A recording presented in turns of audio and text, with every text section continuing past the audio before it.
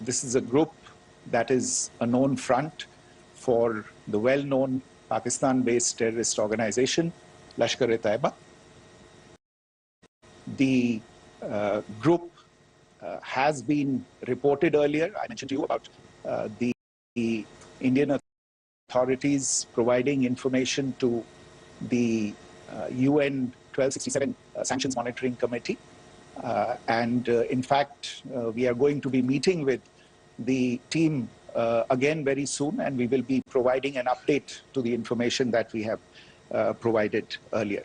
But what is interesting, दिलचस्प बात यह है कि संयुक्त राष्ट्र की सुरक्षा समिति में जब पहलगाम के हमले को लेके एक प्रेस वक्तव्य जारी करने की बात चल रही थी, तो आप सोचिए किस देश ने टीआरएफ का, द रेजिस्टेंस फ्रंट का उसमें मेंशन किया जाना, उसको अपोज किया, पाकिस्तान ने.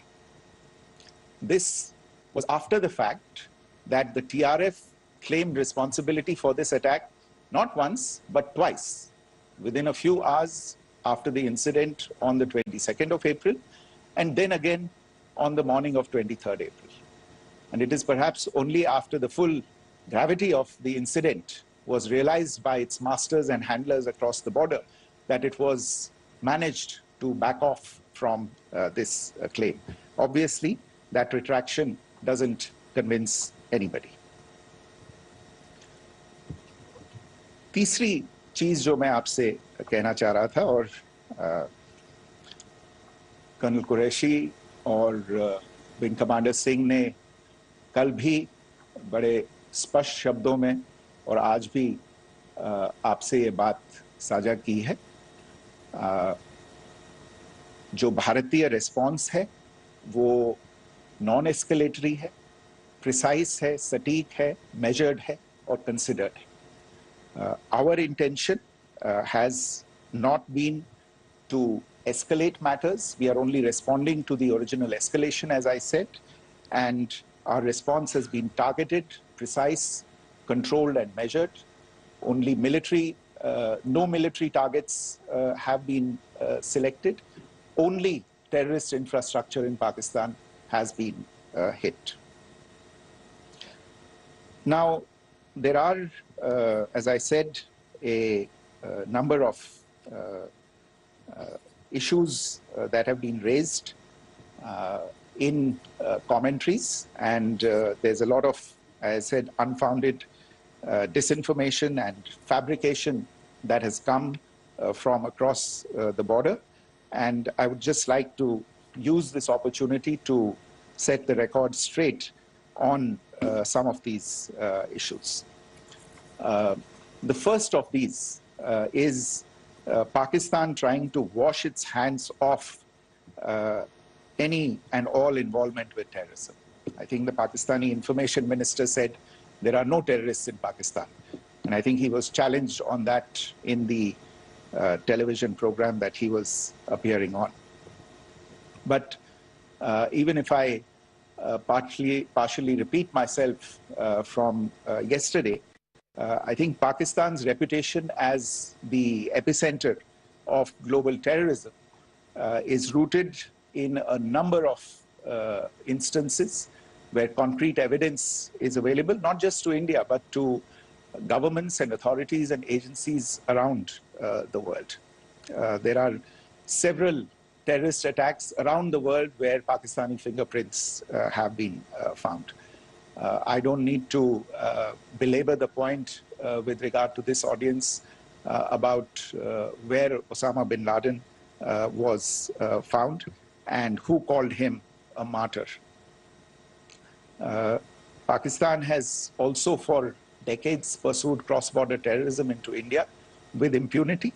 And as I said yesterday also, in order to deliberately mislead the international community, they claimed that the terrorist Sajid Mir was dead. They came under pressure, and Sajid Mir was then brought back to life, arrested, and is now apparently in Pakistani custody. Pakistan is also home to a very large number of UN proscribed as well as UN proscribed terrorists, as well as terrorists proscribed by a number of other governments in the world, including, of course, the Lashkar-e-Taiba and the Jaish-e-Mohammed, as well as their leaders, Masood Azhar and Hafiz Mohammed Saeed.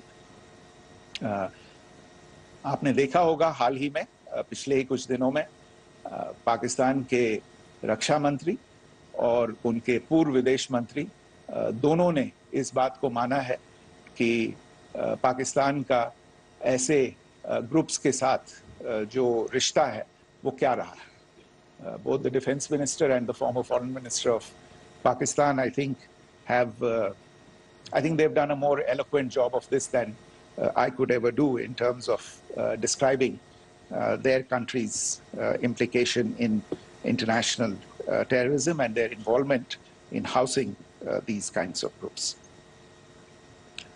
दूसरा जो विषय है वो है पाकिस्तान का जो एक दावा है कि एक इंटरनेशनल impartial investigation होना चाहिए, एक joint investigative committee होनी चाहिए. These calls for jointly investigating this heinous and barbaric attack in Pahalgam. Again, I think you know the history well on this. You know the track record well, and it is not a bright track record insofar as Pakistan is concerned. In fact, in the pursuit of justice for the victims of multiple terrorist attacks, whether it be Mumbai in 2008, in Pathankot in 2016, or many others, but in particular for these two attacks, India had offered to cooperate. India provided forensic evidence and urged Pakistan to bring the perpetrators of these attacks to justice. We, in particular with regard to the Mumbai attacks of 2008, where a Pakistani Lashkar-e-Taiba terrorist was captured alive, India provided extensive information and evidence related to the involvement of Pakistani terrorists in this attack. Cases were registered, but you are all aware that these cases have not progressed, despite the formation of judicial teams, etc. And Pakistan has consistently stonewalled all efforts to move the investigation along.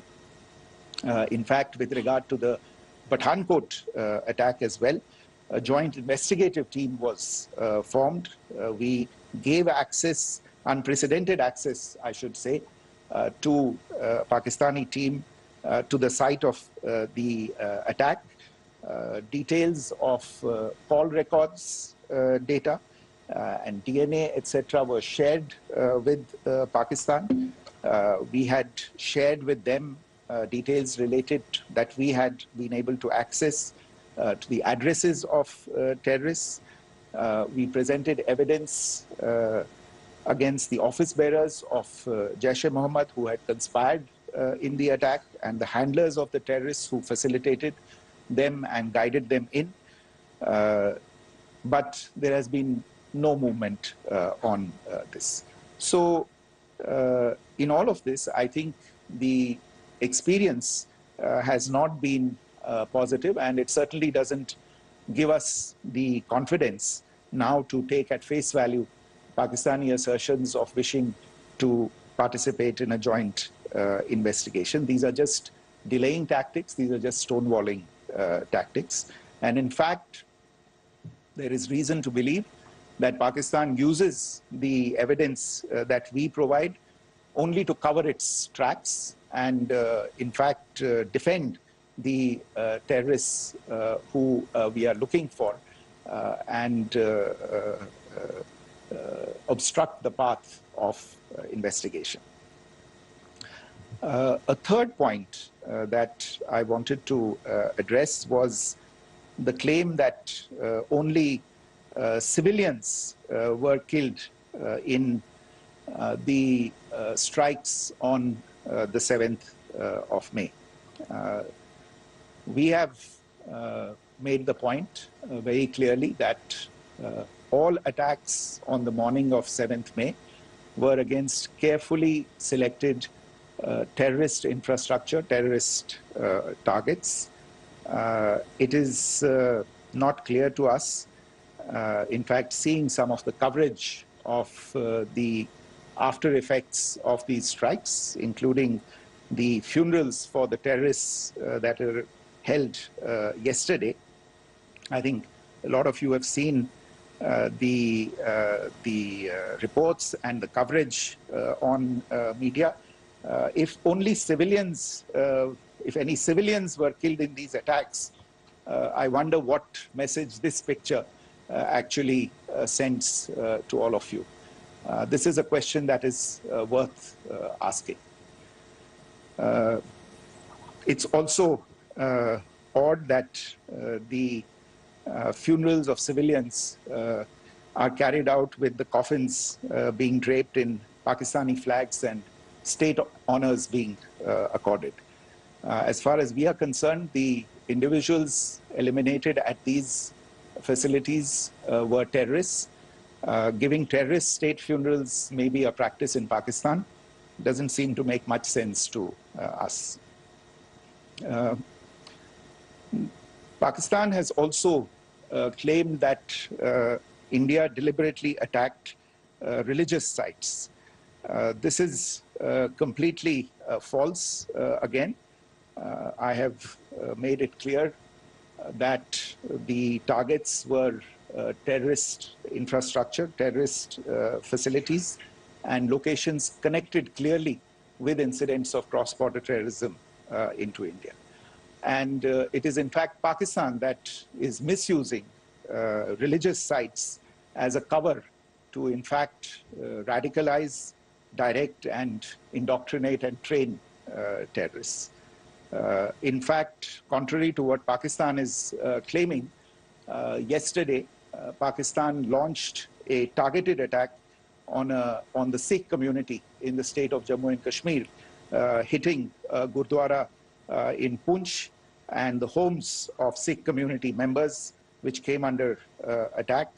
And we know that at least 3 individuals were killed in that particular attack. Pakistan is also making attempts to, in fact, just to add to this point, the retaliatory action that Pakistan has taken, in fact, is impacting civilians. I showed you the picture of the Gurdwara and the Sikh community members who were killed in this.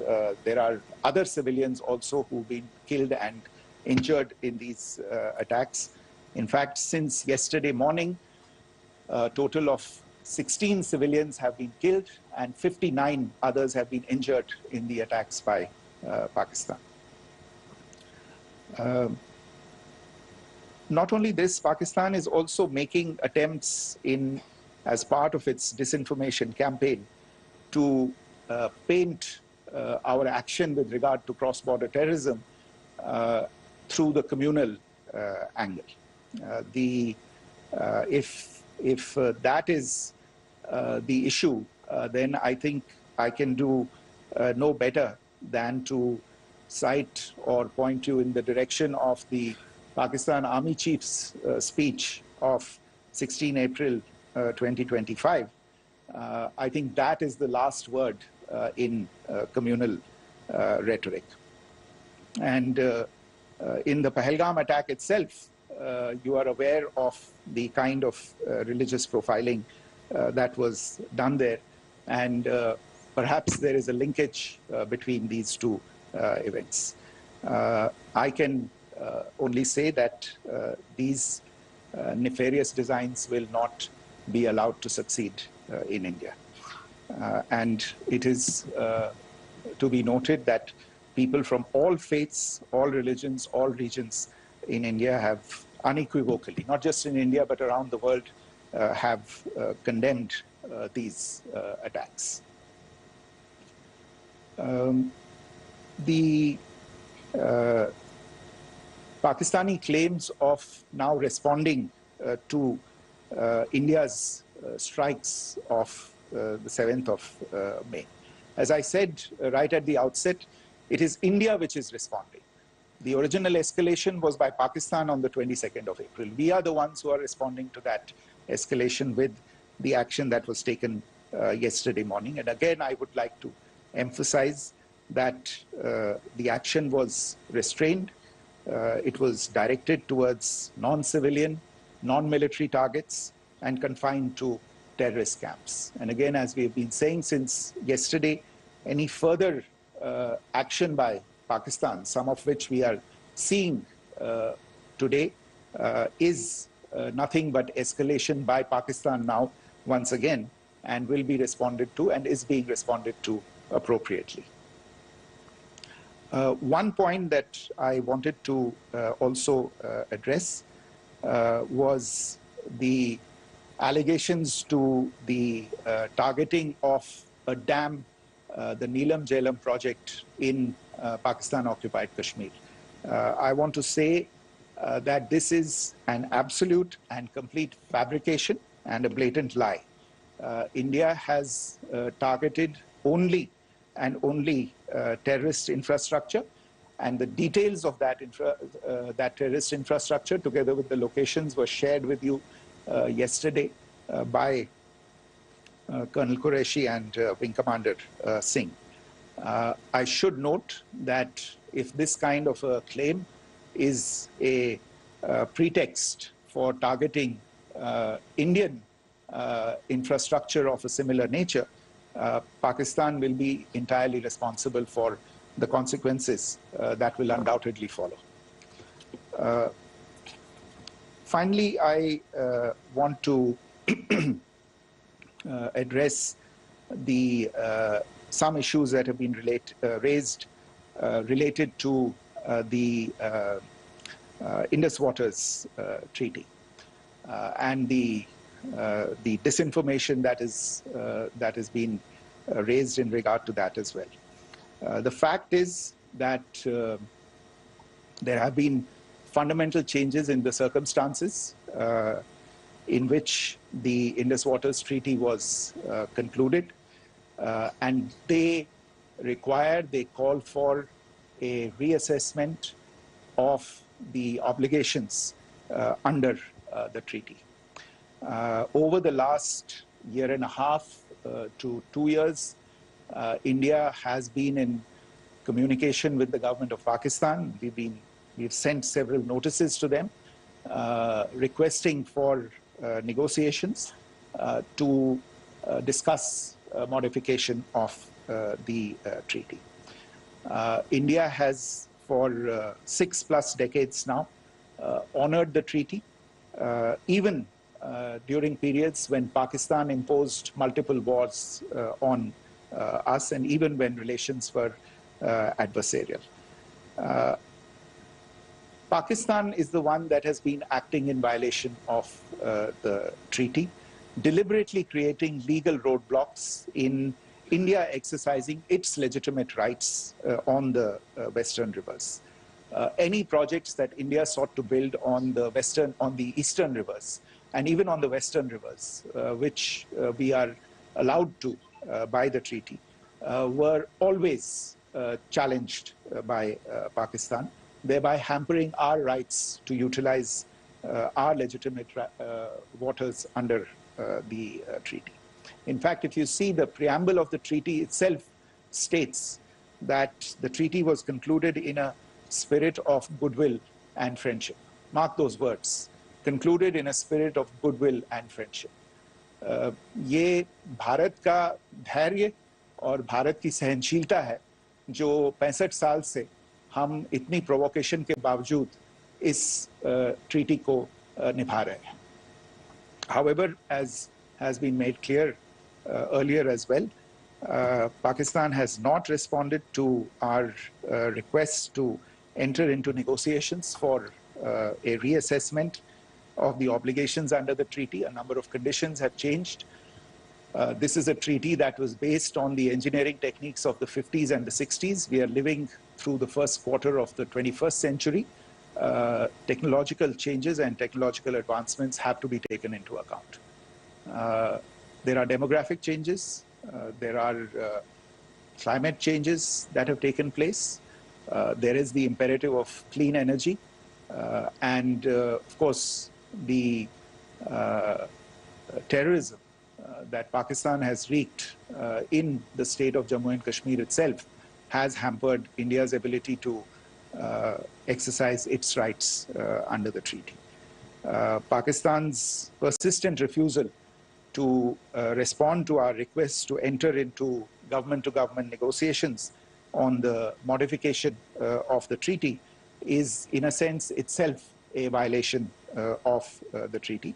And therefore, India has taken the step of putting the treaty in abeyance until Pakistan abjures irrevocably its support for cross-border terrorism. Maybe I'll stop there. I mentioned earlier yesterday as well that this is an evolving situation. I would therefore ask all of you to be considerate and restrained. It will not be possible for us or my colleagues from the armed forces to share operational details at this point in time. Beyond that, if you have any questions, may I have time for only a few, and I'll try to answer those questions. Okay, I give the floor to Rishabh. Foreign Secretary, good evening. This is Rishabh from Times Now. I just wanted to understand, as per the press release that has been released earlier today, it says that we have successfully hit at the air defense of Lahore. Does it give our forces a better chances if in case of further escalation? And are there other air defense places as well at strategic location that were targeted? Rishabh, you are violating the first rule that I set out at the end of my remarks. The press release that has been issued by the Ministry of Defense today speaks for itself. It is related to operational matters. It's been released by the Ministry of Defense. As more information becomes available, it will be released at the appropriate time. Once again, please don't go into operational details at this point in time, because this is a constantly evolving situation. Yeah, go ahead. Foreign Secretary Smita Sharma, just wanted to ask, the Pakistani Minister Ishaq Dar in an interview has claimed that the national security advisors of India and Pakistan have spoken to each other. If you could confirm or deny, and is complete severance of diplomatic ties with Pakistan also on the table? I have no information with regard to contacts between the two national security advisors.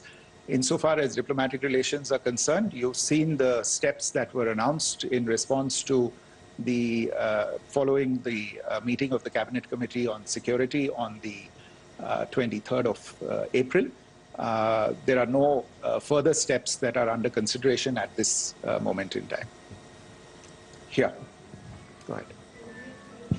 Foreign secretary, मेरा नाम मनीष है, मैं TV9 Bharatvarsh से हूं, और आपने खुद ही बताया कि कितना मिस इन्फॉर्मेशन क्रॉस बॉर्डर से आ रहा है, बल्कि ऐसा लग रहा है जैसे पाकिस्तान के प्राइम मिनिस्टर और डिफेंस मिनिस्टर तक भी प्रोपेगेंडा करने में मिस इन्फॉर्मेशन में आ गए हैं।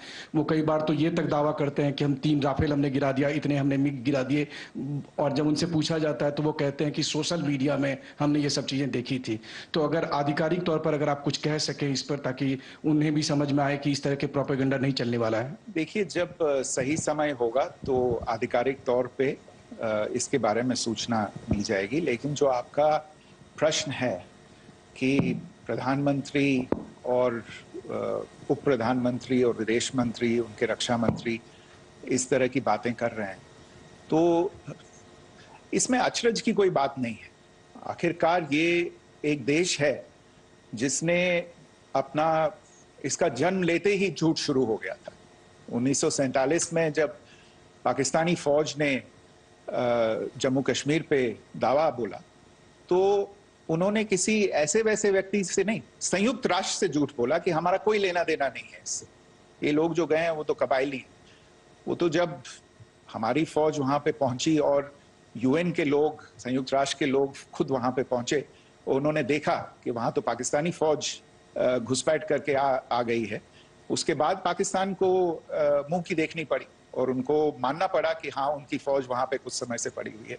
तो ये जो यात्रा है एक तरह से 75 साल पहले शुरू हो चुकी है, तो I am not surprised that this kind of disinformation is being indulged in. या Siddhant. So Siddhant from Beyond. Sir, we have seen a lot of negative comments coming from the Pakistani military of escalation. If tomorrow there is an escalation, there are strikes, we know one attempt has been thwarted, what will be the Indian response to those attempts of creating more escalation? Because it is looking like it's going towards more escalation. And my second question is, are any other world powers, essentially the P5 countries, the West Asian countries, reaching out to de-escalate the current situation? Look, on escalation, we've already made our stance clear. I mean, there are two basic points. First of all, it is Pakistan that escalated on the 22nd of April. We are only responding to that escalation. And then what we have said yesterday and what my colleagues have said today, that now if there is an attempt at further escalation by Pakistan, it will be responded to in an appropriate domain. And therefore, the choice is entirely that of Pakistan to make. As to your second question, I don't think I can do better than to point you in the direction of the statements that are being made from practically every chancellery in the world and the sentiment that they are carrying. That sentiment essentially and for the major portion is support for the government of India in the context of the condemnation of the terrorist attack in Pahalgam on the 22nd of April. There is wide recognition of the government of India's right to respond to these attacks in self-defense, and of course, a desire to ensure that there is not further escalation. I think these statements speak for themselves. Yeah. There. Sir, this is Mausami from India Today. Now, in the all-party meeting, we have learned that the defense minister has said that, you know, in the operations in Sindoor, almost 100 terrorists were killed.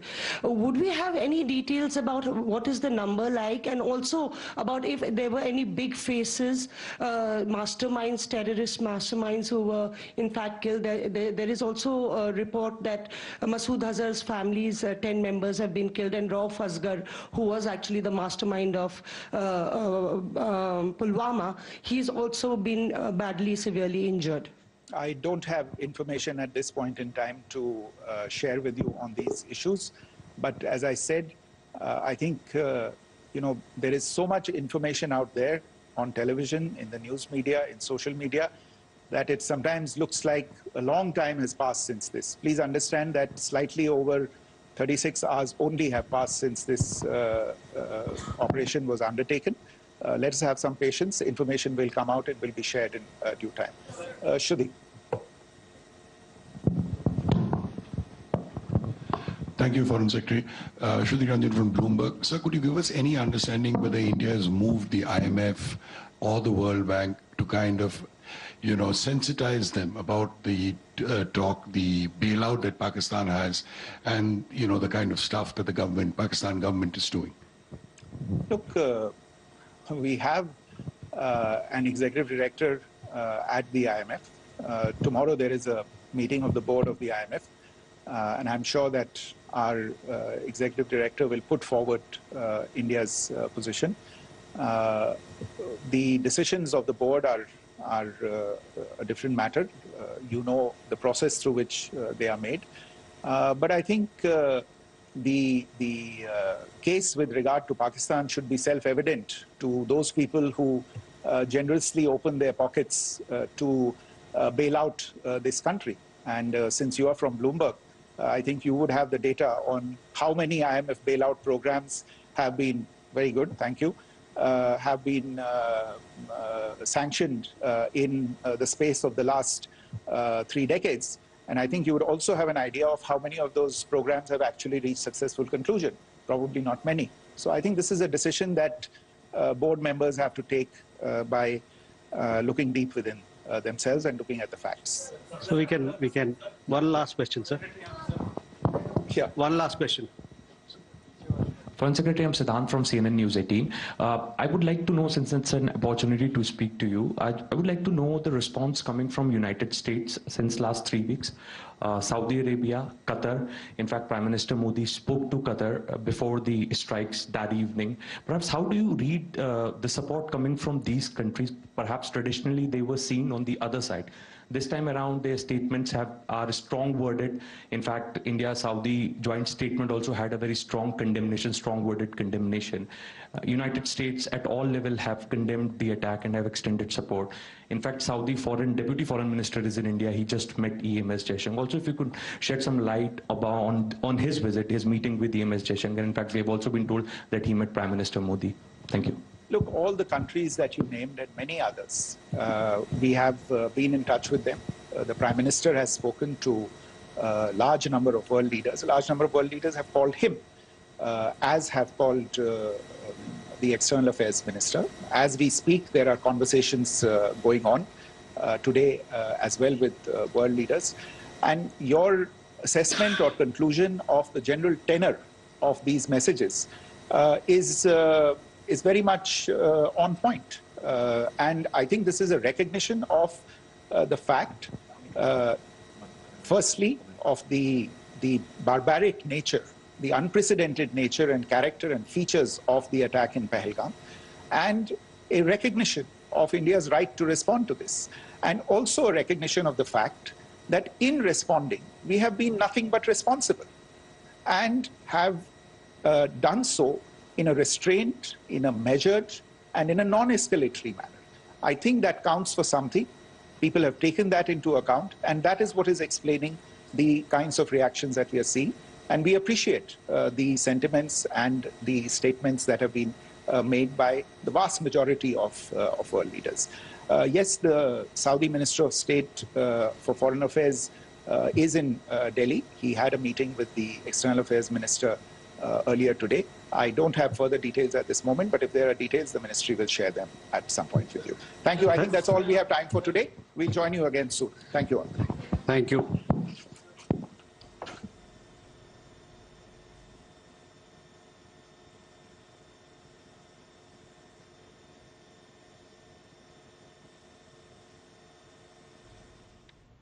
तो विदेश मंत्रालय की तरफ से